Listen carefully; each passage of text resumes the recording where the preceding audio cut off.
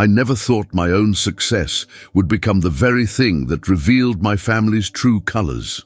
Growing up, we weren't wealthy, just a normal middle-class family in a small suburban neighborhood where everyone knew each other. My parents worked hard. Mom was a teacher and Dad ran a small construction business. We never went hungry, but luxury wasn't in our vocabulary. I was the middle child, sandwiched between my older sister Vanessa and younger brother Ethan.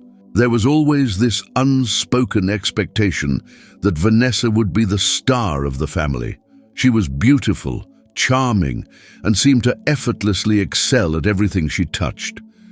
My parents beamed with pride at her dance recitals, academic awards, and later her engagement to David, the son of a prominent local business owner. Me? I was the quiet one, the girl who spent hours sketching designs in her bedroom while everyone else was downstairs enjoying family movie night. "She's just going through a phase," my mother would tell relatives when they asked why I wasn't more like Vanessa. But it wasn't a phase. It was passion. It was vision. It was the beginning of something they couldn't see. By the time I turned 18, I had notebooks filled with fashion designs and business ideas. While Vanessa was planning her elaborate wedding, I was applying for business loans and pitching my concept to anyone who would listen. My parents offered a tepid, "That's nice, honey," whenever I shared my latest breakthrough, quickly changing the subject to Vanessa's wedding colors or Ethan's football scholarship. I still remember the night before I left for New York. I'd saved enough from 3 jobs to rent a tiny studio apartment, more of a closet really, in a questionable neighborhood. Mom packed me some leftovers while Dad awkwardly handed me $500. "Just in case," he said, avoiding my eyes. "And you know, if it doesn't work out, your room will be waiting." He meant well, but his words stung. There was no confidence there, no belief that I would make it, just the assumption that failure was probable and I'd soon come crawling back. New York was brutal. Rejections piled up faster than the bills. My tiny studio felt more like a prison as winter set in, and the money dwindled. I called home once a week, keeping my voice upbeat as I lied about how well things were going. In reality, I was surviving on ramen and determination, often having to choose between fabric for samples or heat for my apartment. The turning point came when I met Sophia at a small industry event I'd snuck into using a borrowed pass. She was already established in the industry, and something about my designs caught her eye. "You have something fresh here," she said, flipping through my portfolio. Raw, but with enormous potential. She handed me her card. "Call me Monday. I think we should talk." Sophia became my mentor, my champion, and eventually my business partner. Her connections opened doors, and suddenly, my designs were being noticed. It didn't happen overnight. It took 3 more years of 18-hour days and setbacks that would have crushed me if not for Sophia's unwavering belief in our vision. Then came the breakthrough. A major celebrity wore one of my designs to an awards show. By morning, our website had crashed from traffic and the orders were flooding in. Within 6 months, we secured major investors. Within a year, our brand was the talk of the industry. Success snowballed at a pace that sometimes left me breathless. I bought my first apartment in Manhattan with views of the park. I upgraded it 3 times as our company expanded globally. The financial success was staggering, beyond anything I could have imagined when I was sketching in my childhood bedroom. Through it all, I made efforts to include my family. I sent first-class tickets for them to attend my first major fashion show. Mom and Dad came, looking uncomfortable among the celebrities and fashion elite. They stayed one night and left early, claiming Dad had an important project back home. I sent expensive gifts for birthdays and Christmas. I offered to pay off their mortgage, which they reluctantly accepted after much persuasion. When Vanessa had her first child, I had a nursery designed by a famous interior decorator and transferred money for a college fund. For Ethan, I secured VIP tickets to sporting events and introduced him to athletes he admired. I was trying, really trying, to share my success with them, to include them in this new world I'd created. Then came the news of my pregnancy. It wasn't planned, but James and I had been together for 3 years by then. He was kind, supportive, and understood the demands of my career. When the test came back positive, we were surprised but quickly embraced the joy of it. After focusing solely on my career for so long, the idea of becoming a mother filled me with a new kind of excitement. I called my parents immediately, barely containing my happiness as I shared the news. "Oh," Mum said after a long pause. "Well, are you planning to get married first?" No congratulations, no excitement, just concern about appearances. "We're actually thinking of having a simple ceremony after the baby comes," I explained, trying to keep my voice steady. "But we're having a baby shower next month. I'd love for you all to come. I'll send the jet to bring you." The private jet was a recent acquisition, something I rarely used but maintained for long business trips. I'd mentioned it casually to my family once and noticed how my father's expression had changed, a mixture of pride and something else I couldn't quite identify. "A jet?" he'd asked. "You have your own jet now?" I downplayed it, explaining it was primarily for business purposes, but I could tell it had made an impression. It was tangible proof of just how far I'd come. Now, on the phone with the baby news, my mother's response was hesitant. "We'll have to check our schedules. Your father has been very busy with the business, and Vanessa is planning Lily's birthday party around that time." I swallowed my disappointment. "Of course, just let me know. It would mean a lot to have you there." The following week, I called again to confirm details. This time, my father answered. "About the shower," he began awkwardly. "We've discussed it, and we don't think we'll be able to make it." "Is it the timing?" I asked. "Because we could move it if—" "It's not just that," he interrupted. "Your mother doesn't really approve of, well, having a baby before marriage. You know how traditional she is. And frankly, these fancy New York parties aren't really our scene. We'd feel out of place." I gripped the phone tighter, willing my voice not to crack. "It's not a fancy party, Dad. It's a celebration of your first grandchild from me." "I understand, sweetheart, but we've made our decision. We're not going to her baby shower." The way he said her, not your, struck me as odd, as if he was distancing himself from me. "Vanessa and Ethan feel the same way. It's just not something we're comfortable with." After we hung up, I sat in my office overlooking the city, tears blurring the spectacular view.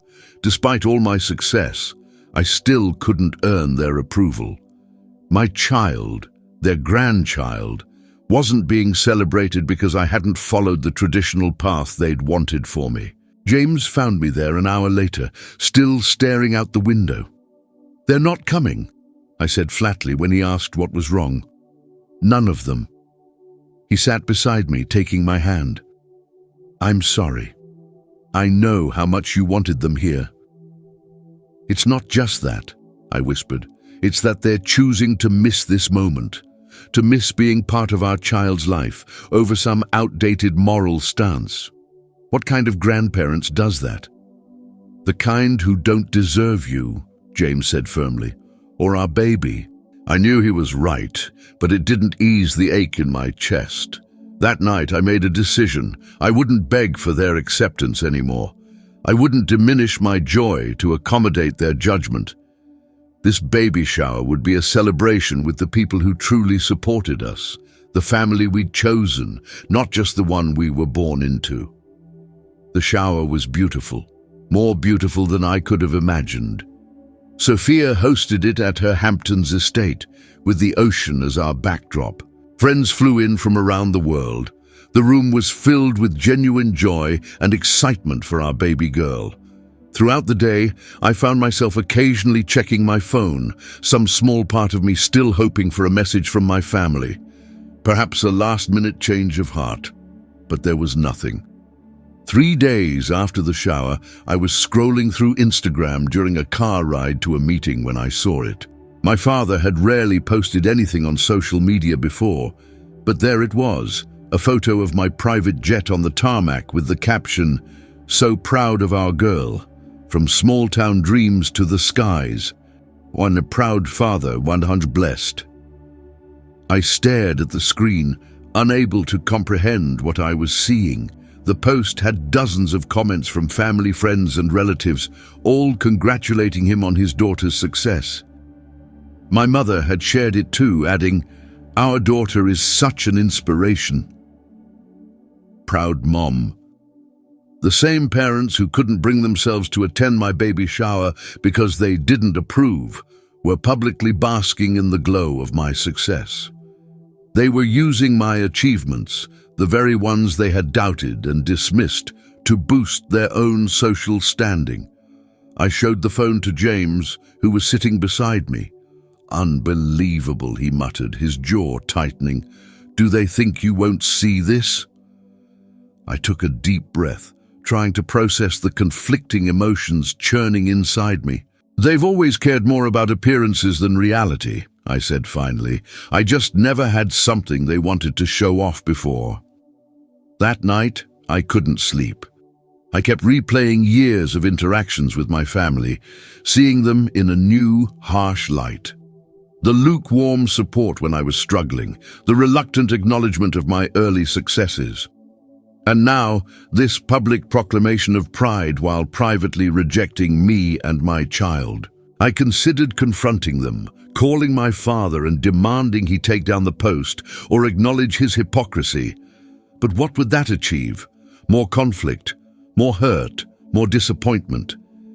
Instead, I decided on a different approach. I wouldn't fight fire with fire. I wouldn't sink to their level of manipulation and performance. The next morning, I posted a series of photos from the baby shower, the beautiful setup, my friends surrounding me with love, James and I glowing with happiness. I wrote a heartfelt caption, "Overwhelmed with gratitude for the friends who have become family, who traveled from near and far to celebrate our little girl. Your love and support mean the world to us. The baby shower, der Dutch, choosing joy."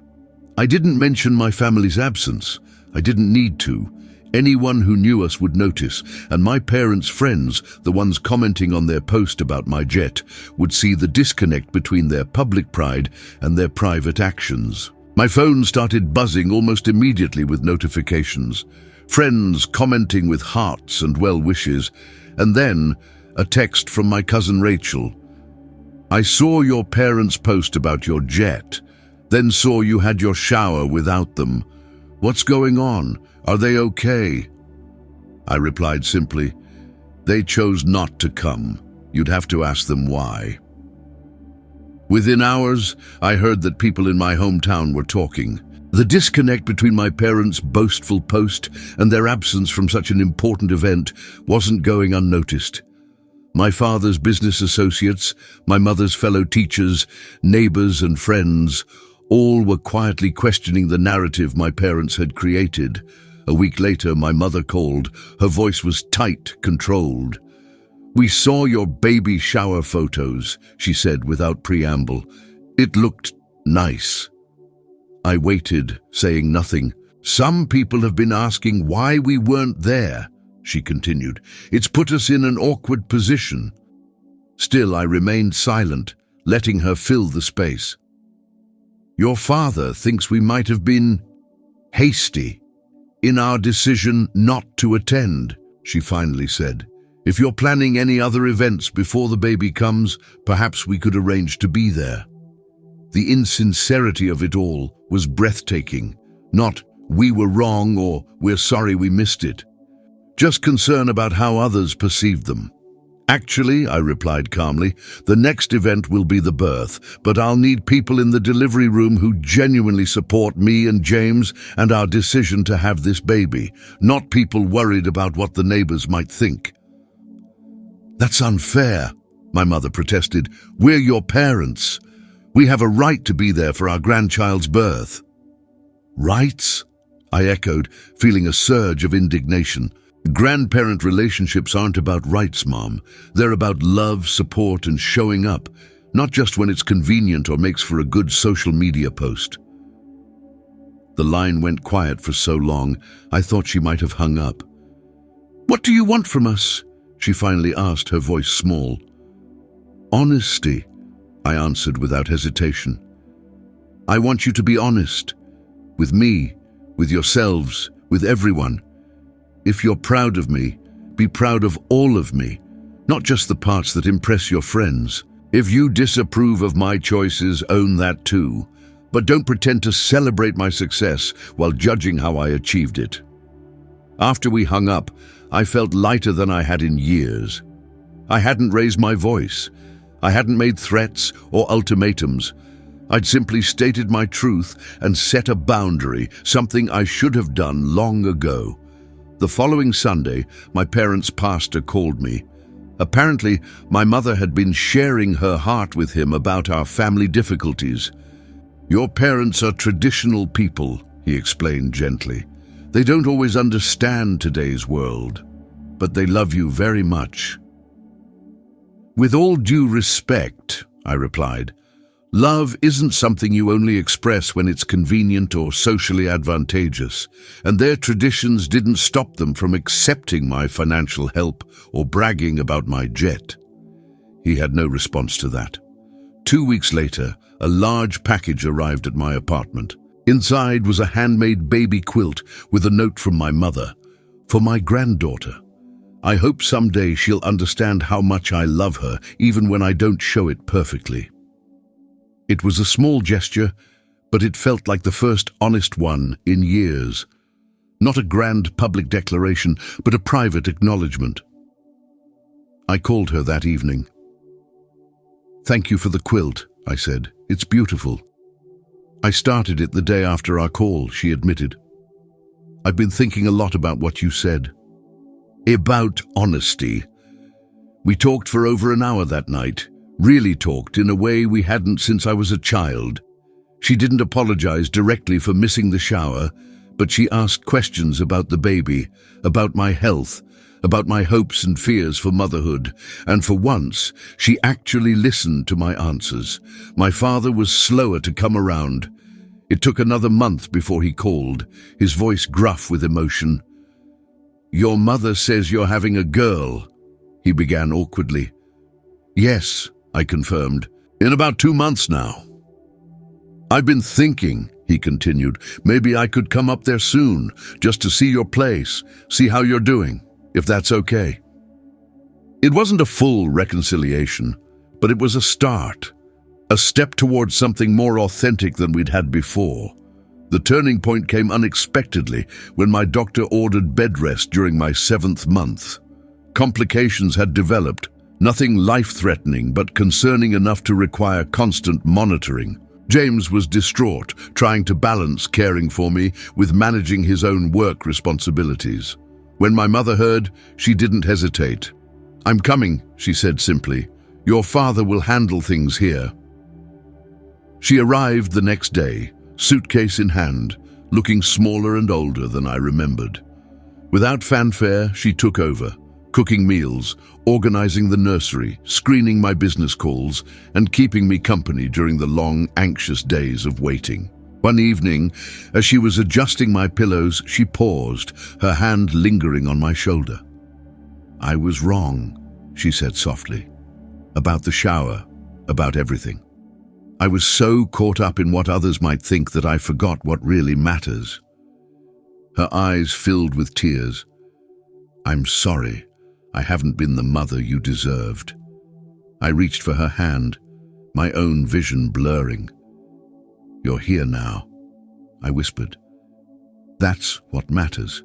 The next day, my father arrived unexpectedly, looking uncomfortable in the sleek, modern lobby of my building. "Your mother said you might need some help," he explained when I expressed surprise at seeing him. "And I wanted to see where my granddaughter will be growing up." Over the next few weeks, something shifted. My parents, who had always seemed so rigid and judgmental, began to soften around the edges.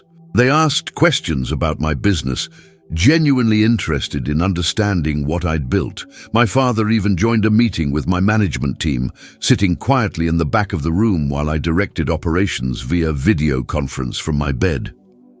"You're really something," he told me afterward, a new respect in his eyes. "I always knew you were creative, but I had no idea you were such a leader." My mother deleted her social media accounts entirely. "Too much posturing," she explained when I asked why.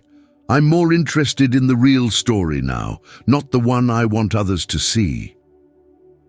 When my daughter Elena finally arrived after a difficult 30-hour labor, both my parents were there, not posing for photos or making grand declarations, but quietly supporting, bringing ice chips, holding my hand and wiping my brow. As I held my daughter for the first time, I looked up to see my father, with tears streaming unashamedly down his weathered face. "She's perfect," he whispered, "just like her mother." In that moment, I realized we'd all grown up a little. My success had forced a reckoning, not just for them, but for me too. I'd needed to establish boundaries, to demand authenticity, to stop accepting the crumbs of conditional approval. The following week, as my parents were preparing to return home, my father approached me awkwardly. "About that post," he said, referring to the jet photo. "I took it down. It wasn't honest." I nodded, appreciating the gesture, but knowing it wasn't really about the post itself. "I was trying to take credit for something I didn't help build," he continued, "and that wasn't right." "You did help build me, Dad," I said gently. "Maybe not the way you planned, but still." He considered this, then gave a small nod. "Next time," he said, "I hope I earn the right to be proud publicly by being supportive privately first." That night after they'd gone, James found me in the nursery watching Elena sleep. "Are you okay?" he asked, wrapping an arm around my waist. "With everything that happened with your parents?" I leaned into him, considering the question. "I think so," I finally answered. "I don't expect perfection from them anymore, just progress, and for now, that's enough." Looking down at our daughter's peaceful face, I made a silent promise to always love her wholly, not just the parts that matched my expectations. To support her dreams, even if they led her down paths I didn't understand. To be honest in my pride and my concerns. To be the kind of parent I had needed. Sometimes the greatest gift we can give ourselves is the courage to smile in the face of rejection and let the truth speak for itself. Not with anger or retaliation, but with quiet dignity and the knowledge that our worth isn't determined by others' approval, even those who should love us most. As I gently stroked Elena's tiny hand, I knew that the family legacy I most wanted to pass on wasn't wealth or status or even success. It was authenticity, the courage to live truthfully, to love honestly, and to find joy in the journey, however unexpected its path. 6 months after Eleanor's birth, life had settled into a new rhythm. Our penthouse apartment, once a showcase of modern design, had transformed with baby swings and colorful toys scattered among the sleek furniture. James had taken on more responsibilities at his architectural firm to allow me to scale back my hours. I was still running my company, but now with more video conferences and fewer international trips. My parents had returned to their lives in our hometown, but something fundamental had changed in our relationship. The weekly phone calls weren't obligatory anymore. They were genuine connections. My mother asked about Elena's milestones with real enthusiasm, and my father actually listened when I talked about business challenges instead of changing the subject. They'd visited twice since Elena was born, staying in our guest room and awkwardly but earnestly learning how to care for their granddaughter. My mother, who had always been rigid about schedules and appearances, now sat on the floor in designer clothes, making silly faces to elicit Elena's infectious giggles. My father had even started asking about my business with genuine curiosity. "So how exactly does the supply chain work?" he'd ask over breakfast, listening intently as I explained the complexities of ethical sourcing and manufacturing. It wasn't perfect. There were still moments of tension, old patterns that emerged when guard was down. But we were all trying, and that effort meant everything. Then came the email that would test our fragile new dynamics. "We're being honored at the Global Fashion Innovation Awards," Sophia announced during our weekly strategy meeting. "Brand of the Year, it's a huge deal." The team erupted in cheers and applause. After years of relentless work, this recognition felt like validation of everything we'd built. The ceremony would be held in Paris, broadcast internationally, with the biggest names in fashion in attendance. "You'll need to give an acceptance speech," Sophia continued, her eyes bright with excitement. "This is our moment, the culmination of everything we've fought for." That night, as James and I sat on the balcony after putting Elena to bed, I shared the news. "That's incredible," he said, reaching for my hand. "You absolutely deserve it." "There's just one thing," I hesitated. "The ceremony's in Paris. I'd be gone for 3 days. It would be my first time leaving Elena overnight." The thought made my chest tighten with anxiety. "We'll be fine," James assured me. "It's only 3 days, and you can FaceTime with her every few hours." I nodded, knowing he was right, but still feeling torn. "Actually," he continued thoughtfully, "what if we all went? Elena and I could stay at the hotel while you do the ceremony. Then maybe we could extend it into a family vacation, her first international trip." The idea was appealing, but I knew the reality would be challenging. The long flight with an infant, the time change, the hectic schedule of press and events surrounding the ceremony. "Let me think about it," I said, already mentally weighing the logistics. The next morning, I had a different thought. I called my mother. "I have some news," I began explaining about the award. "Oh, honey, that's wonderful," she exclaimed, her pride evident even through the phone. "Your father and I were just saying yesterday how amazing it is to see those advertisements with your designs in the mall. And now this." Her enthusiasm was genuine, so different from the tepid acknowledgments of the past. "There's something I wanted to ask," I continued. "The ceremony is in Paris next month, and James and I were thinking of bringing Elena. But it's going to be hectic, and I was wondering, would you and Dad consider coming along to help with her?" The silence that followed made me wonder if I'd overstepped. Perhaps it was too much to ask them to travel internationally, to step so far outside their comfort zone. "You want us to come to Paris?" my mother finally asked, her voice small with surprise. "To a fashion award ceremony." "Well, you wouldn't have to attend the ceremony itself if you didn't want to," I clarified quickly. "Just be there to help with Elena while we're at the event. We'd cover all the expenses, of course. First-class flights, a suite at the hotel, everything." Another pause. "Let me talk to your father," she said. "But I think we'd like that very much." 2 days later, she called back. "We're in," she announced, an unusual excitement in her voice. "Your father's already applied for a passport rush. He's never been out of the country, you know." The knowledge that my father, stubborn, set in his ways dad, was rushing to get his first passport just to help with his granddaughter filled me with unexpected emotion.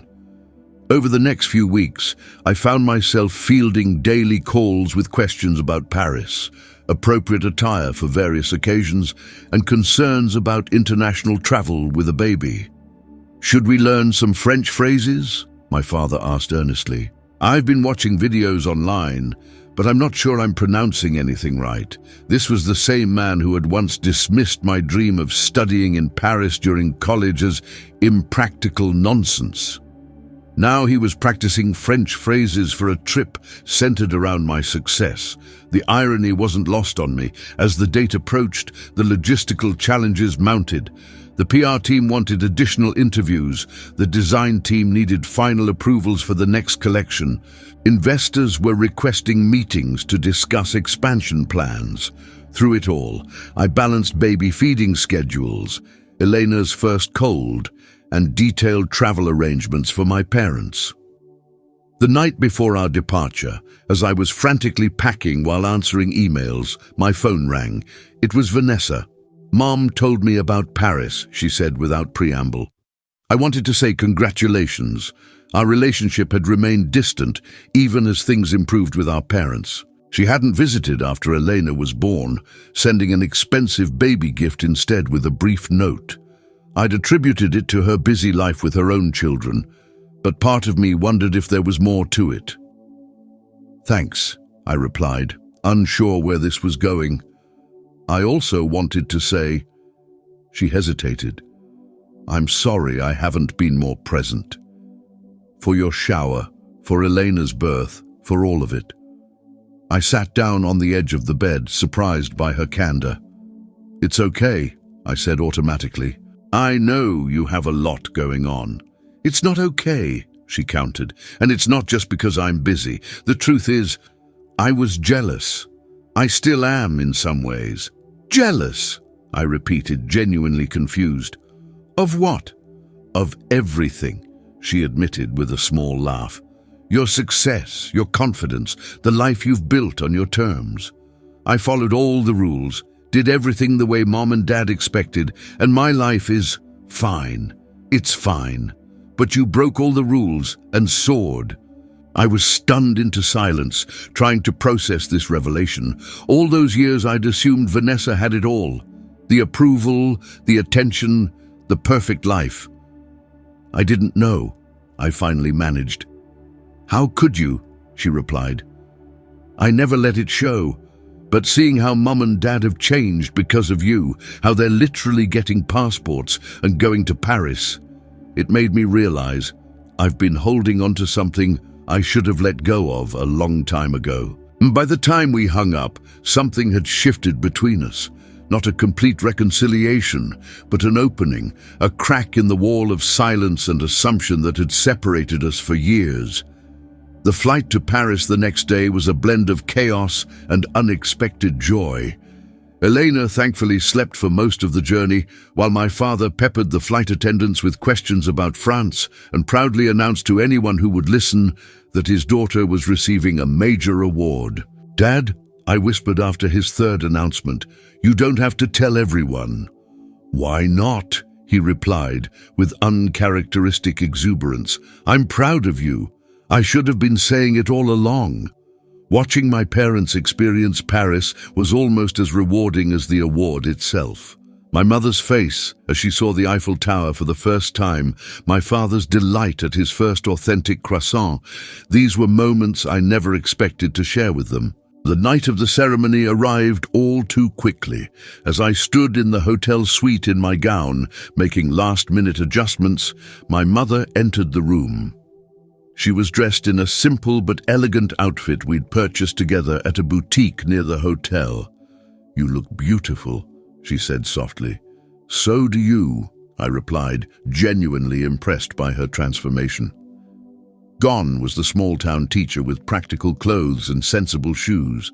In her place stood a sophisticated woman ready for an international fashion event. "I have something for you," she said, opening her clutch and removing a small velvet box. "It was your grandmother's. I've been saving it. Well, I'm not sure what I was saving it for, but this feels right." Inside the box was a delicate gold bracelet with a single pearl. I remembered seeing it on my grandmother's wrist during special occasions, how I'd admired its simple elegance as a child. "Mom," I began, emotion catching in my throat. "She would have been so proud of you," my mother said, helping me fasten it around my wrist. "She always said you had a special light." I didn't understand what she meant then, but I do now. Before I could respond, there was a knock at the door. James entered with Elena in his arms, both dressed for the evening. "The car's ready whenever you are," he announced, then stopped, taking in the scene. "Everything okay?" "Yes," I smiled, blinking back tears that threatened to ruin my makeup. "Everything's perfect." In the car on the way to the venue, my father cleared his throat awkwardly. "I know you probably have your speech all prepared," he began, "but I was thinking, well, your mother and I were discussing. If you wanted us to attend the actual ceremony, we'd be honored. instead of staying with Elena at the hotel, I mean. The concierge told us about a babysitting service with excellent references. I turned to look at him, surprised. "You want to attend?" "Only if you want us there," he added quickly. "We don't want to impose." I reached across to squeeze his hand. "I'd love for you to be there, Dad." The ceremony was a blur of lights, cameras, and familiar faces from the industry. Seated at our table, my parents looked both out of place and perfectly at ease. My father charm. The ceremony was a blur of lights, cameras, and familiar faces from the industry. Seated at our table, my parents looked both out of place and perfectly at ease. My father charming our table mates with his unfiltered enthusiasm, my mother quietly taking everything in with wide eyes. When my name was announced, the roar of applause seemed to echo forever. As I made my way to the stage, I caught sight of my parents. My father on his feet, applauding wildly, my mother beside him with tears streaming down her face. At the podium, the speech I'd carefully rehearsed suddenly felt inadequate. I looked out at the sea of faces, industry titans, celebrities, journalists, and then back at my family table. "This journey began in a small bedroom in Middle America," I started, "with a girl who dreamed bigger than anyone thought was reasonable. That girl was told, directly and indirectly, that success like this wasn't for people like her, that she should set her sights lower, follow a more conventional path." I paused, making eye contact with my mother, whose expression was a complex mixture of emotions. But she also had moments of unexpected support. A grandmother who believed in her special light. I touched the pearl bracelet on my wrist. A mentor who saw potential when others saw only inexperience. I nodded toward Sophia, a partner who never wavered in his belief that her dreams mattered. My eyes found James. "And parents," I continued, my voice softening, "who may not have always understood her path, but who are standing with her today. Who crossed an ocean to be here, because sometimes the greatest journeys we make aren't across continents, but across the divides of understanding that separate us from those we love." My father's eyes glistened with unshed tears. My mother dabbed at her cheeks with a tissue. This award represents years of work, countless sacrifices, and the combined talents of an incredible team. But tonight, it also represents something more personal, the recognition that success doesn't have to look like what others expect, that we can forge our own paths and still find our way back to each other, that it's never too late to bridge the gaps between who we are and who our loved ones thought we should be. After accepting the physical award and thanking the organization, I made my way back to our table. My father stood and embraced me in a bear hug that would have seemed impossible just a year earlier. "I've never been more proud in my life," he whispered fiercely, "and I'm so sorry it took me so long to show it." My mother simply held my hand tightly, words unnecessary between us. Later that night, back at the hotel suite with the award sitting on the coffee table, Elena sleeping peacefully in the next room, and my parents having retired to their own suite, James poured champagne for us. "To the brand of the year," he toasted, "and the woman who made it happen." I clinked my glass against his butt, shook my head slightly. "To family," I amended, "the ones we're born with and the ones we create, and to the journey of figuring out how to love each other better." The rest of our time in Paris unfolded like a dream. During the days, we explored the city, my parents wide-eyed at the architecture, the history, the food. My father, who had spent his entire life eating meat and potatoes, discovered a passion for French pastries. My mother, always practical in her clothing choices, purchased a silk scarf from a small boutique and wore it with newfound confidence. In the evenings, after Elena was asleep, we sat on the balcony of our suite overlooking the city lights, talking in ways we never had before. Real conversations about hopes, disappointments, misunderstandings, and second chances. One night, My father broached the subject that had been hovering unspoken between us. "I need to ask you something," he began hesitantly. "That post, the one about the jet, why didn't you confront us about it?" "You had every right to be angry." I considered my answer carefully. "I was angry at first," I admitted. "It felt like such blatant hypocrisy, rejecting me privately while claiming my success publicly." "It was," my mother interjected softly. "We can see that now." "But confronting you wouldn't have changed anything," I continued. "You would have been defensive, I would have been hurt, and we'd have ended up further apart. I decided to let the truth speak for itself." "It did," my father acknowledged. "When people started asking questions about why we weren't at your shower while posting about your success, it forced us to face some uncomfortable truths about ourselves." "I'm not perfect either," I said.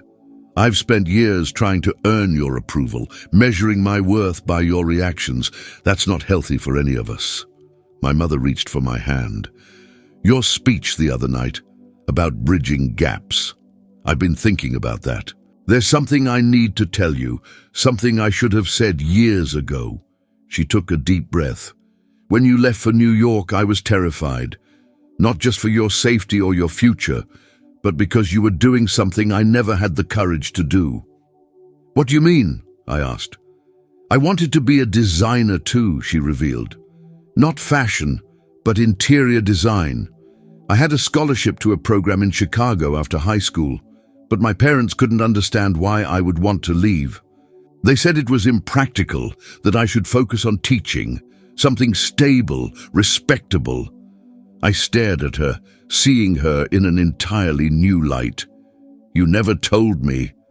"I surrendered that dream so completely, I rarely allowed myself to think about it," she explained. "And then you came along, with the same creative spark, the same determination. When you started talking about New York and fashion, all I could think was, she'll be hurt, just like I was. I wanted to protect you by keeping your dreams small. But they weren't your dreams to manage," I said gently. "No," she agreed. "They weren't. And watching you succeed where I was afraid to even try, it stirred up complicated feelings. Pride, yes, but also regret. A bit of envy.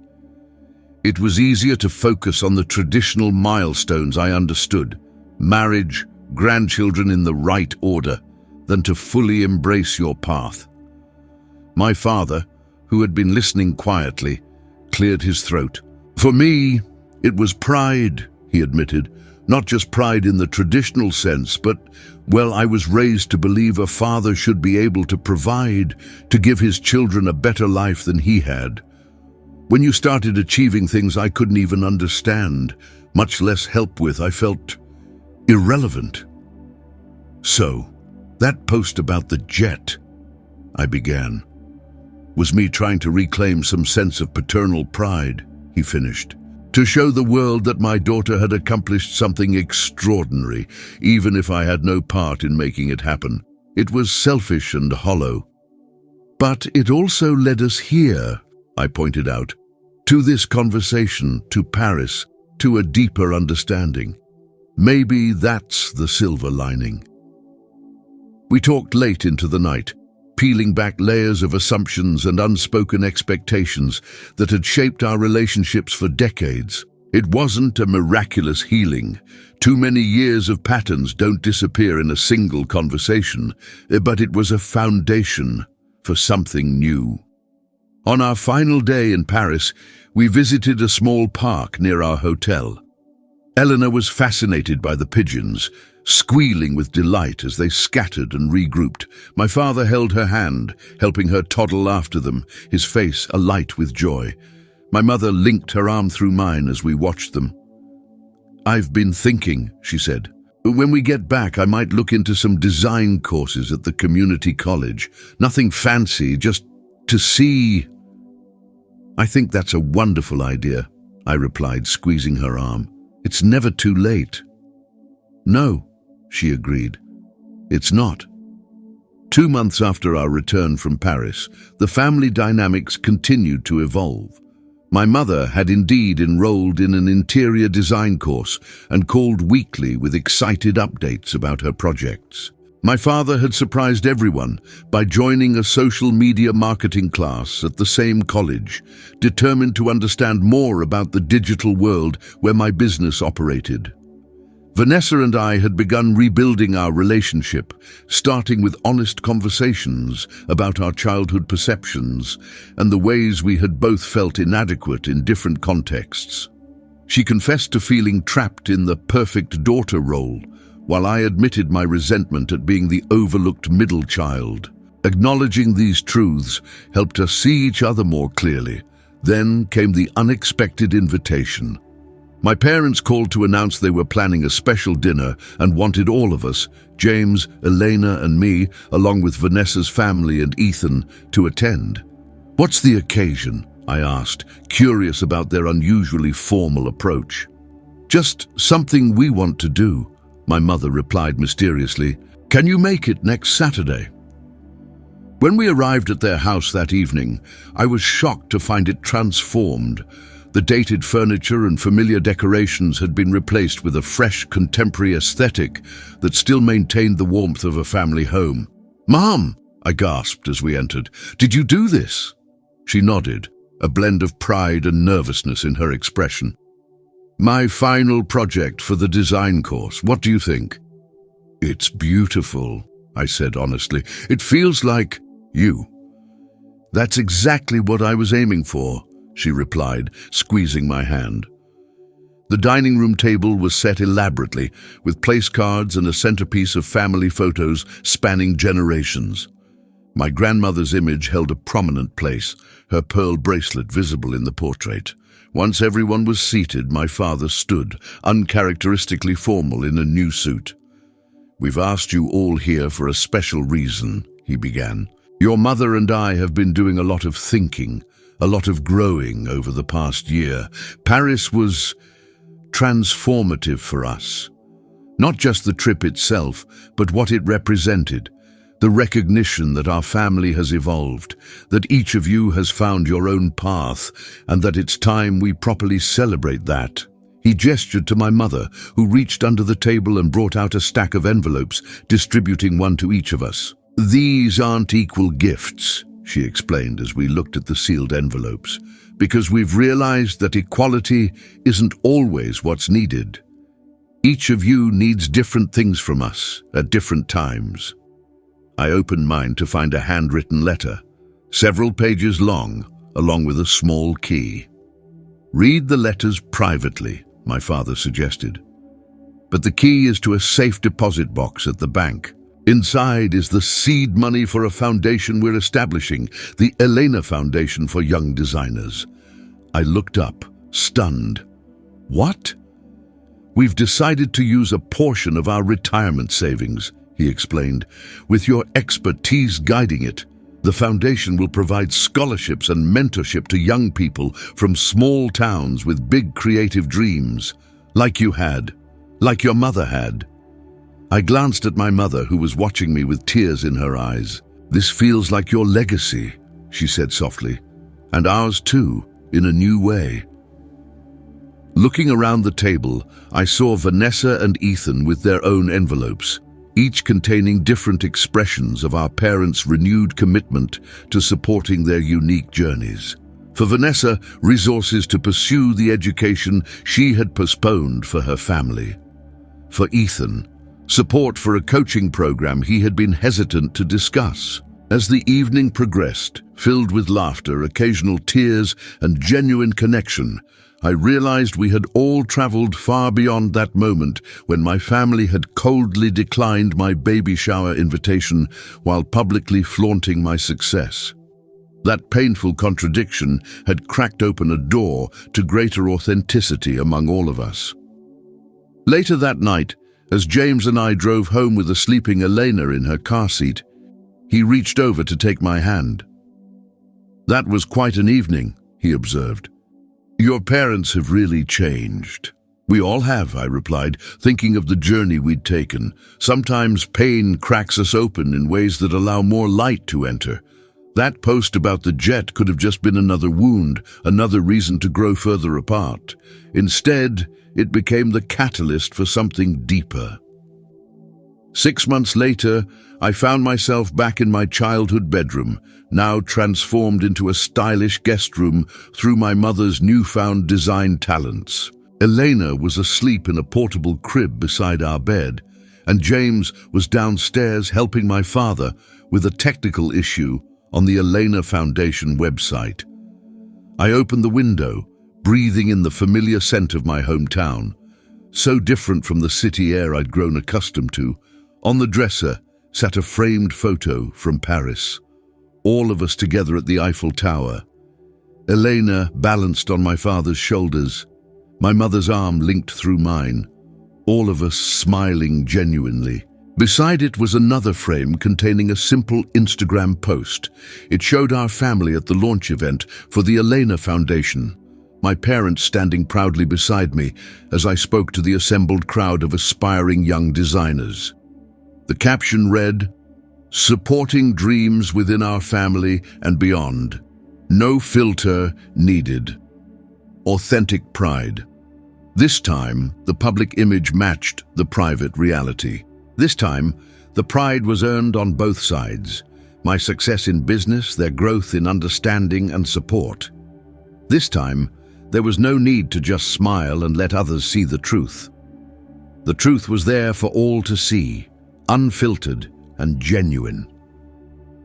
As I climbed into bed beside my sleeping daughter, I reflected on how far we'd come. The jet photo that had once symbolized the painful disconnect between my family's private rejection and public pride now seemed like a distant memory, a necessary misstep on the path to deeper connection. Sometimes, the most powerful response to hypocrisy isn't confrontation, but patience. Sometimes the greatest gift we can give our families and ourselves is the opportunity to grow beyond our limited perspectives, to see each other more clearly, to love each other more honestly. And sometimes, the journey from rejection to acceptance, from conditional love to unconditional support, begins with a simple choice: to smile in the face of contradiction and let the truth speak for itself.